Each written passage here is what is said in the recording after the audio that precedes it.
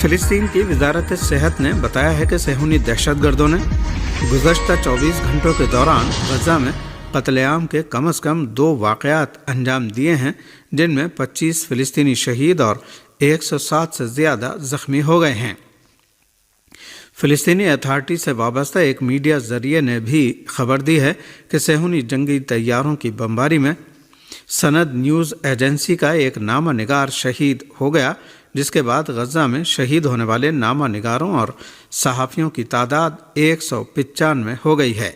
مذکورہ media house نے عالمی برادری اور بین الاقوامی اداروں سے اپیل کی ہے کہ وہ نہتے فلسطینیوں، بالخصوص نامہ نگاروں اور صحافیوں کے خلاف صہیونی حکومت کے جرائم کی روک تھام اور اس کے ذمہ دار صہیونی حکام کو دست عدالت کے سپرد کرنے اور انہیں جواب دہ بنانے کے لیے ٹھوس قدم اٹھائیں۔ اس درمیان تحریک حماس کی القسام بریگیڈ کے ترجمان ابو عبیدہ نے اپنے ایک پیغام میں کہا ہے کہ غاصب صہیونی فوج نے حال ہی میں ایک ایسے مقام پر بمباری کی ہے جہاں کچھ صہیونی قیدی رکھے گئے تھے اور ان کی ہلاکت کو یقینی بنانے کے لیے اس جگہ پر انہوں نے کئی بار بمباری کی۔ ابو عبیدہ نے اپنے ٹیلی گرام چینل پر لکھا ہے کہ ہمارے پاس ایسی ٹھوس اطلاعات موجود ہیں جن سے پتہ چلتا ہے کہ صہیونی حکومت نے اپنے قیدیوں اور ان کی حفاظت پر مامور ہمارے مجاہدین کو جان بوجھ کر قتل کرنے کے لیے وہاں بمباری کی ہے۔ ابو عبیدہ نے مزید لکھا ہے کہ ہمارے ساتھیوں نے ملبے تلے سے ان قیدیوں کو نکالنے کی کوشش کی جس میں وہ ایک کو نکالنے میں کامیاب بھی ہو گئے، تاہم اب اس کی صورتحال سے ہم بے خبر ہیں۔ واضح رہے کہ چند دن پہلے امریکہ کے نو منتخب صدر ڈونالڈ ٹرمپ نے غزہ پر صہیونی حکومت کی کارپیٹ بامبنگ کے باوجود آدھے صہیونی قیدیوں کے زندہ رہنے پر حیرت کا اظہار کیا تھا۔ صہیونی جنگی طیارے شام کے مختلف شہروں پر بدستور حملے کر رہے ہیں۔ صہیونی جنگی طیاروں نے حما کے مغربی مضافات میں واقع المسیاف، شمالی درعا کے مہجہ گاؤں میں ہتھیاروں کے گودام، مشرقی حمص میں فوج کی 17ویں ڈویژن کے اسلحہ خانے اور شنشار میں فوجی ساز و سامان کے گودام پر 61 بار فضائی حملے کیے ہیں۔ خبروں کے مطابق مشرقی حلب کے الصفیرہ علاقے میں واقع اسلحے کے ایک کارخانے اور حمص کے مشرقی مضافات میں شامی فوج کی ایک چھاونی پر بھی صہیونی جنگی طیاروں نے کئی بار بمباری کی ہے۔ شامی ذرائع ابلاغ کے مطابق صہیونی حکومت نے دمشق کے مضافات میں واقع سیدانہ جیل کے اطراف میں بھی بمباری کی ہے۔ العربیہ ٹی وی چینل نے بھی شامی ذرائع کے حوالے سے بتایا ہے کہ صہیونی حکومت نے شام کے دارالحکومت دمشق کے قریب قاسیون پہاڑی پر واقع اسلحہ خانے پر بمباری کی ہے۔ ہزاروں صہیونیوں نے ایک بار پھر سڑکوں پر نکل کر فلسطین کی تحریک مزاحمت حماس کے ساتھ اپنے قیدیوں کے تبادلے کی حمایت اور نیتن یاہو حکومت کی پالیسیوں کی مخالفت میں احتجاج کیا ہے۔ مقبوضہ فلسطین سے موصول ہونے والی خبروں کے مطابق صہیونی حکومت کی پولیس نے بیت المقدس میں مظاہرہ کرنے والے آباد کاروں پر دھاوا بولا۔ یہ مظاہرہ غزہ میں حماس کے ساتھ قیدیوں کے تبادلے کے معاہدے پر دستخط کی حمایت میں کیا گیا تھا۔ پولیس نے متعدد مظاہرین کو گرفتار کر لیا۔ صہیونی پولیس نے 4 مظاہرین کی گرفتاری کی تصدیق کی ہے۔ صہیونی آبادکاروں کے مسلسل حکومت مخالف مظاہروں پر تبصرہ کرتے ہوئے اسرائیل کے معارف اخبار نے لکھا ہے کہ مظاہروں سے کوئی مقصد پورا نہیں ہوتا بلکہ اس سے صرف بغاوت پھیلتی ہے۔ غزہ میں صہیونی فوج کی بمباری میں اسرائیلی قیدیوں کی ہلاکت اور حماس کے ساتھ قیدیوں کے تبادلے کے معاہدے پر دستخط میں نیتن یاہو کی ناکامی کی وجہ سے اسرائیل میں نیتن یاہو کی شدت پسند کابینہ کے خلاف غم و غصہ روز بروز بڑھتا جا رہا ہے۔ لندن میں ہزاروں افراد نے غزہ میں صہیونی جرائم کے جاری رہنے کے خلاف مظاہرہ کیا ہے۔ لندن میں مظاہرین نے غزہ میں صہیونی حکومت کے ہاتھوں بے گناہ بچوں کی شہادت کی یاد میں بچوں کے ہزاروں جوڑے کپڑے اور کھلونے برطانوی پارلیمنٹ کے سامنے سڑک پر رکھ دیے۔ برطانیہ میں مظاہرین غزہ میں جنگ کے آغاز کے بعد سے ہی مختلف شہروں میں مظاہرے کر کے صہیونی جرائم کے خلاف احتجاج کرتے آئے ہیں، تاہم اس بار انہوں نے غزہ میں نسل کشی پر برطانوی حکومت کی بے عملی پر منفرد انداز میں اعتراض کیا ہے۔ برطانیہ میں عوام نے مظلوم فلسطینیوں کی حمایت اور ان کے ساتھ اظہار یکجہتی کے لیے مسلسل مظاہرے کیے ہیں، تاہم برطانوی حکومت غزہ میں اسرائیل کے جرائم کو نسل کشی نہیں سمجھتی۔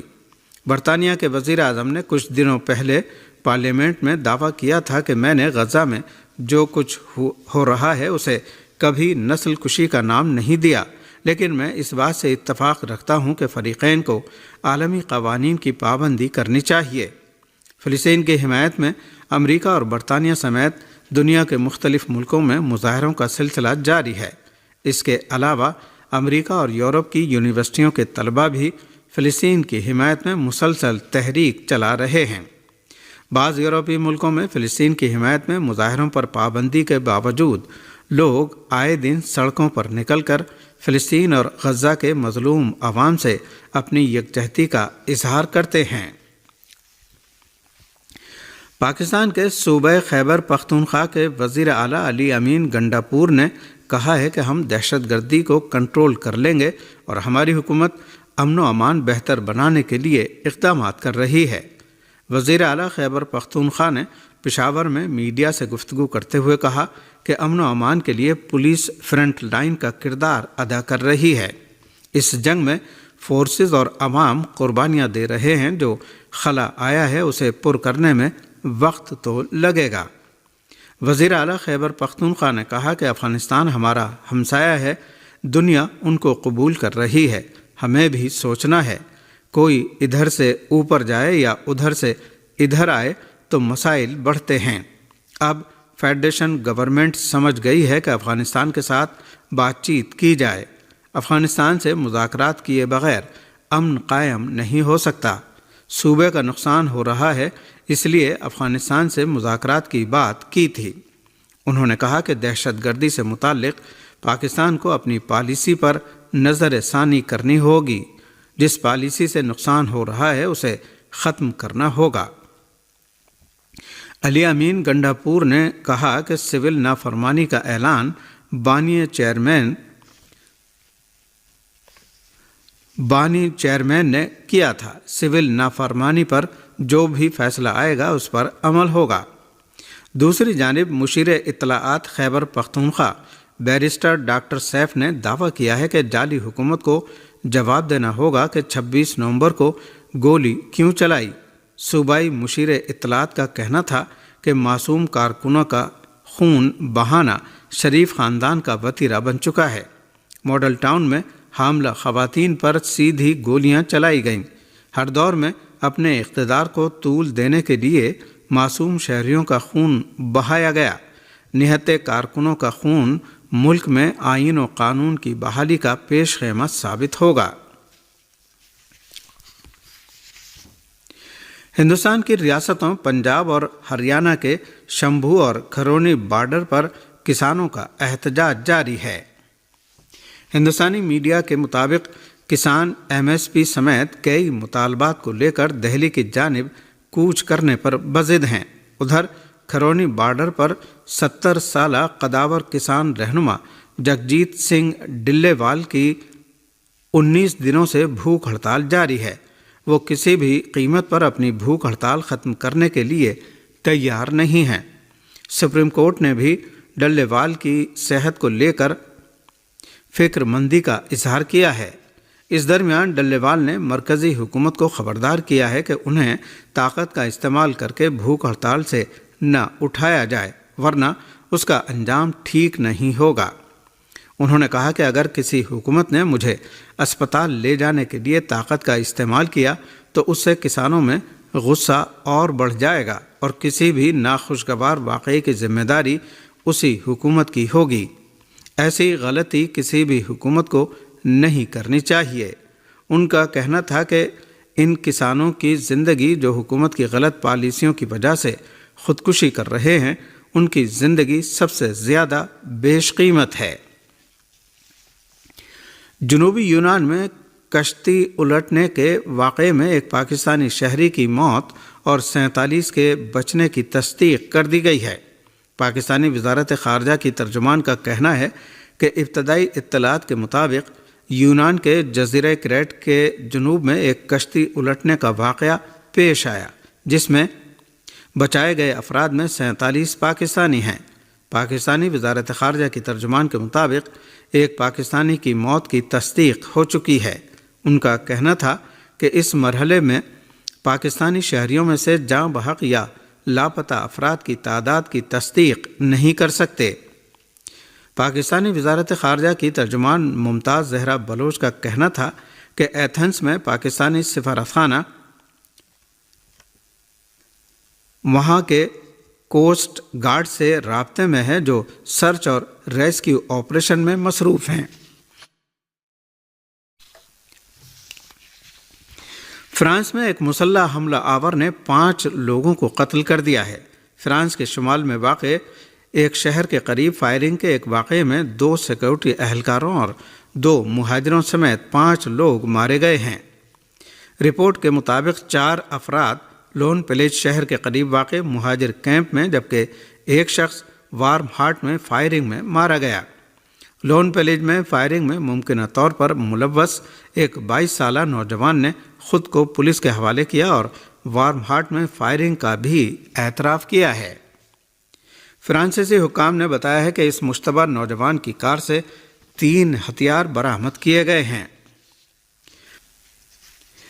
حزب اللہ لبنان کے سربراہ شیخ نعیم قاسم نے استقامت جاری رکھنے پر زور دیتے ہوئے کہا ہے کہ ہم میدان میں ڈٹے رہیں گے۔ حزب اللہ کے سربراہ شیخ نعیم قاسم نے اپنے تازہ خطاب میں کہا ہے کہ حزب اللہ نے تحریک مزاحمت کے خلاف دشمن کے عزائم کو ناکام بنا دیا اور غیر قانونی طور پر مقبوضہ فلسطین کے شمال میں بسائے گئے صہیونیوں کو بھاگنے پر مجبور کر دیا۔ انہوں نے کہا کہ ہم دشمن کے سامنے نہ تو کبھی جھکنے والے ہیں اور نہ کبھی ان کے سامنے ہتھیار ڈالیں گے۔ انہوں نے شام کے حالیہ واقعات کا ذکر کرتے ہوئے امید ظاہر کی کہ وہاں کی نئی حکومت میں شامی عوام کے سبھی طبقوں کی نمائندگی ہونی چاہیے۔ شیخ نعیم قاسم نے کہا کہ ہم نے شام کی حمایت کی کیونکہ اس کا موقف اسرائیل دشمنی پر مبنی تھا، اور ہمیں امید ہے کہ شام کی نئی حکومت بھی اسرائیل کو اپنا دشمن سمجھے گی اور اس کے ساتھ تعلقات کو معمول پر لانے سے گریز کرے گی۔